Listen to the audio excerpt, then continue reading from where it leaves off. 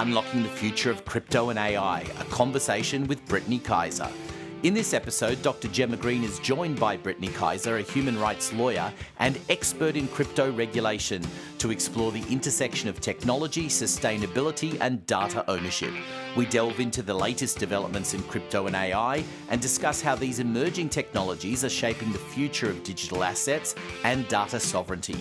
Discover the opportunities and challenges that come with navigating these complex landscapes, and learn how innovators and investors can work together to build a more sustainable and equitable future.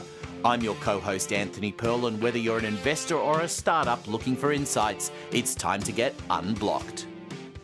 I am so excited to have Brittany Kaiser on UnBlock'd today. Brittany, welcome. Thank you so much for joining me, and Anthony. So happy to be here. Thank you guys for hosting me today. Great to be kicking this off. Yeah, absolutely. In terms of like crypto regulation and new crypto regulation that might come with the new presidency, what is it that you think it might look like and what it make possible, Brittany? So for me, I'm really hopeful and excited about the first 100 days of this new administration.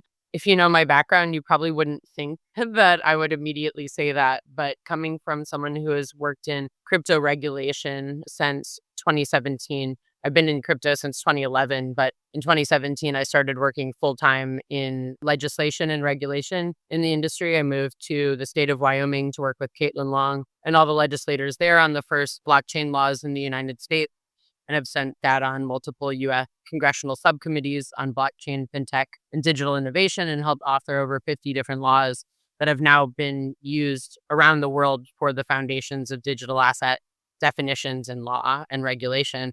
And it's been so hard over the past, decade or so to have helped people in America start their companies in crypto outside of the United States as a necessity. So I think a lot of Americans, and honestly, crypto people all around the world, because of what bad crypto regulation in America or lack thereof means for the industry as a whole, I think everyone has a lot of trauma around what the SEC especially has done to this industry, that has done to entrepreneurship in digital assets. Not being able to be an American that can start a company in my own industry in America has been really detrimental. And also the idea that if anyone that is non-American works with an American, that they could be subject to scrutiny or even prosecution from the American government has just been, a terrible experience for everyone and really been a bottleneck for a lot of innovation in this industry. So what I see in the next 100 days, definitely some mandates on creating and or removing regulations around the digital asset industry. This new administration has made very clear that they are pro-digital assets, pro-Americans being able to innovate in crypto, pro-encouraging people to start crypto companies here. Soon to be again, President Trump has also even promised that through an American company, creating new tokens in America could even possibly be tax-free. That is a huge promise. Will it happen in the first 100 days? If it does, I think the bull we're in right now is going to last a lot longer than we think. It's very, very exciting for me. But I think what is even more exciting is the United States being able to be the next country that creates a strategic Bitcoin reserve. So the SBRs have obviously been a huge conversation. And of course, there are multiple countries that now have one, starting with El Salvador, of course, and then Bhutan. I have been involved with the groups that have assisted in both of those countries to help proliferate both kind of citizen use of crypto and Bitcoin products and services, as well as working with the government to help implement new legislation and regulation around the use of Bitcoin in the country. I think the first person to write a technical letter offering assistance to the government of Bhutan in creating sustainable Bitcoin mining off of their stranded hydroelectric resources in 2020. And they decided to do that. And now, of course, have billions of dollars of Bitcoin, I believe, on their books, which is hugely exciting for a country that, kind of fights for its sovereignty between India and China. So the US now as a world superpower being able to come in and start buying Bitcoin as a strategic reserve in order to hedge against the issues around the dollar as the world's reserve currency Trump has a lot of plans to protect. But certainly under a Biden administration, there's a lot of countries that have made clear that they're happy to fight against that. So definitely the US making sure that Bitcoin is on our books for strategic reasons is incredibly important. And I think we'll see all of that mentioned and addressed in the first 100 days. So I'm really looking forward to it. It's interesting to hear that coming from me. I'm very excited about it and in full support of a lot of the nominations of people that are taking high-level positions in government. They have been very, very positive. They've been positively associated with great initiatives and opinions about the industry, even if they haven't been involved. So I think we're going to be in a really good place. So it sounds like you think that Trump will have the power to do a lot of things, and the vested interests perhaps that are not so keen on crypto won't be able to stand in his way. I think that this time Donald Trump has a lot of better people around him than he did last time. And he's making very serious strategic decisions about how to deregulate in order to spur innovation and to grow the economy and to make America more powerful than it has been over the past 4 years. It's incredibly important, when we look at rates of inflation and how much this country is in. As an American, I think what they're doing is important. Do I agree with everything he says or does? Absolutely not. But I do believe that a lot of the decisions they're making right now for regulation in the economy will be entirely positive. Yeah, so it sounds like the policies they're advocating and are going to implement make a lot of sense to you, and also me, I would say too. Yeah, absolutely. It's exciting. I mean, just seeing that one example of that huge bill that they were able to reduce right before Christmas. That's just one example of what is possible with the new initiative for the Department of Government Efficiency, or DOGE, as this new department is meant to be called. So really looking forward to government efficiency being a new trend. I think cutting out bureaucracy, it's the right time for that to finally be something that is popular. Yeah, absolutely. And like one of your many projects had a very exciting announcement just a few days ago. Tell us about Gryphon and the announcement that you made in Canada. Oh, yeah. Thank you so much. So quick background. I'm a co-founder of Gryphon Digital Mining, which is now NASDAQ GRYP, GRYP. We are a ESG-focused Bitcoin mining company that has now gone full speed ahead into AI and HPC processing.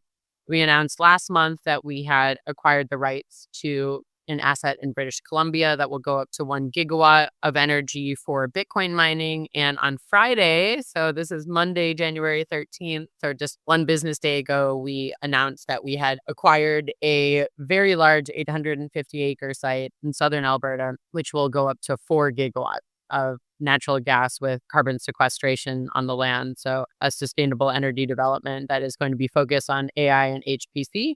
We can probably use some of it for Bitcoin mining as we develop it out. Obviously, it will take many years and probably billions in investment to get it up to 4 gigawatts, but certainly very exciting because there are very few large energy sites that have all of the components to really be the right place to go into AI and HPC processing. It's estimated that America alone needs another 50 gigawatts by 2030 to just keep up with the rate of innovation in AI. This is really huge for us to be adding, 4 gigawatts to North America's capacity for AI and HPC processing, and another 1 gigawatt, so 5 altogether that we're going to be developing out. That is absolutely huge, especially for a company our size. We only just went public on NASDAQ and we've been a micro cap, hopefully not for long. And like to give some context around what 5 gigawatts provides, how much more energy is that adding to your portfolio for Gryphon? Well, we actually had never wholly owned any of our sites. When we first went out to pitch investors and fundraise in early 2021, we said by year 3 to 5, we'd like to be fully vertically integrated. So far, we've been purchasing machines and placing them at hosting sites. So we've been nearly 100% hydroelectric. We've also been somewhere hydro nuclear mix without any real reliance on the grid much. So that has been our entire focus, to actually acquire sites and be fully vertically integrated. So we own the land, we own the mineral rights, we own the data centers, we own the machines in the data centers, and then we can host and process our own products and services as well as co-hosting others, because you would never want to fill 5 gigawatts with your own machine. We're not Google or AWS just yet. we would partner with large companies that would want to take big chunks of those capacities. Or, we're also exploring other ways where large amounts of SMEs would be able to come in and pre-purchase our capacity as well. So with the shortage of energy and the growth in energy demand from AI, having access to energy is like super important, really. That's really the gateway to be able to grow. Without that, you're really constrained.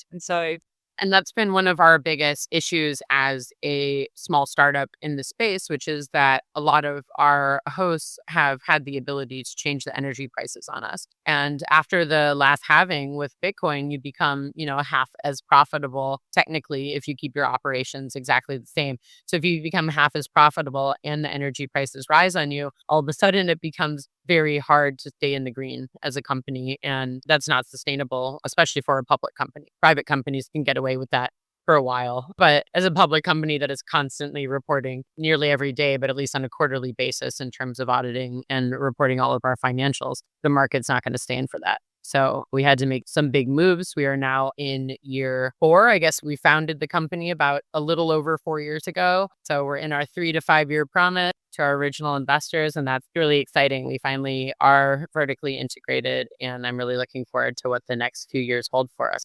Congratulations. And it sounds like the market responded really positively to this news as well. Yeah, I think we traded like 92 million shares on Friday. That was amazing. Love to hear from you, Brittany. What does that look like? The rise of AI and the intersection of AI and crypto. And what does the future look on the legal and regulatory side? Opportunities in terms of data ownership from tracking and traceability of data points in algorithms and such like. Just keen to get a bit of a sense of all of that from your perspective. Yeah, so for nearly a decade, I've been obsessed with the concept of data ownership. My background is I'm a human rights lawyer, so that I always think about our individual right to either our human rights and our data rights, and having been a huge part of a lot of the first ever data protection, privacy law, blockchain, digital asset definitions, and legislative packages and whole campaigns around that. For me, who owns the data and how you verify ownership and how you enshrine ownership as data moves from one possession to the other, as it gets inserted into algorithms, and those algorithms get inserted into algorithms as variables and bigger algorithms. The very most basic question is who owns the data as we go into the world of AI, which is the most complex use case of data that we have today. Some of the biggest problems that we've seen in AI are because we don't have that ownership and tracking and traceability of the data. We wouldn't need to be suing OpenAI for contravening copyright, IP, trademarks if we knew what data was going in and they had to license that data in order to train their models on it. We wouldn't have these issues where all of the certain algorithms, some of the first AIs that were publicly launched, were becoming, hateful and racist, or some of Meta's new character product that is, training children to go kill their parents. Like, crazy things are happening because we are not regulating the input into AI. And no, I'm not a huge advocate for over-regulating things, but at least we have the technology to do the tracking and traceability of what data goes in, and making sure that the data that these AIs are trained on is either ethical or legal or licensed, and who owns it. Should it be fed into this algorithm? These are all really essential questions, and it's all back to regulating individual data points.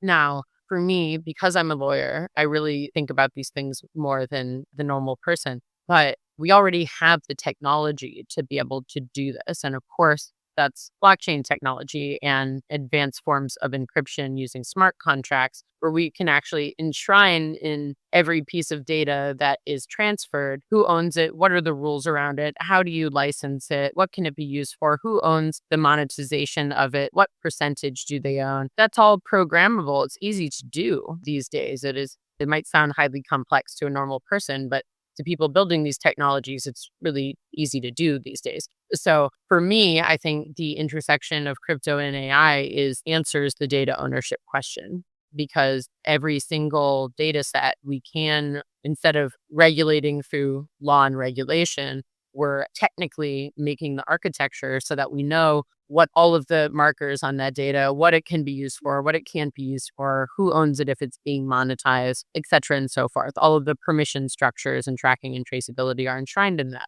So then all of the AIs can go to consensual, licensable data sets, and we're going to see incredible outputs. We're going to see outputs where we don't have a surprising racist AI character or an AI that is telling children that they should kill themselves or their parents, like because we haven't put in data for it to learn those things. I think this is one of the most essential questions. And of course, it's not going to violate copyright law if we haven't put copyright data that is non-licensed into it either. At this point, we haven't reached AGI. Like, we don't have a general intelligence. Like right now, these more basic artificial intelligences are an accumulation of learnings on top of data that it has been trained on. So if it's not in the input, it's not going to be in the output. So really, for AI and crypto to be able to be the architecture that ensures an ethical and safe AI future, I think is so important now, more than the data ownership conversation has ever been in the past. Right now, it is absolutely important for the future of humanity and what AI is actually going to look like in our lives. Can I ask, Brittany, because I'm fascinated by this area of AI and particularly around content generation and creativity, because there's the other side of things. You want to reward that part of it, don't you? Because otherwise everything is just feeding off everything and that's the same. So somehow you've got to protect the data, but you've also got to reward the creativity side. Yeah, I mean, I think that's where it's so important to remind people and creatives that, human hands in this are still essential. Because no matter what AI can build on top of human creativity and content production, still has an extreme value and always will. It's one of the reasons why actually my friend Will I Am from the Black Eyed Peas created an AI platform called FYI.ai to be a tool set for creatives to use AI to be even better at what they already do. His philosophy, and I completely agree with him, and I think most creatives agree with him, which is that, you need human creativity and being able to use AI tools in order to make your own creativity more exponential and more impactful than you could have done otherwise should be the way that AI is used, not to replace what creatives are doing. We are not in a place where AI has the ability to do that, nor should it.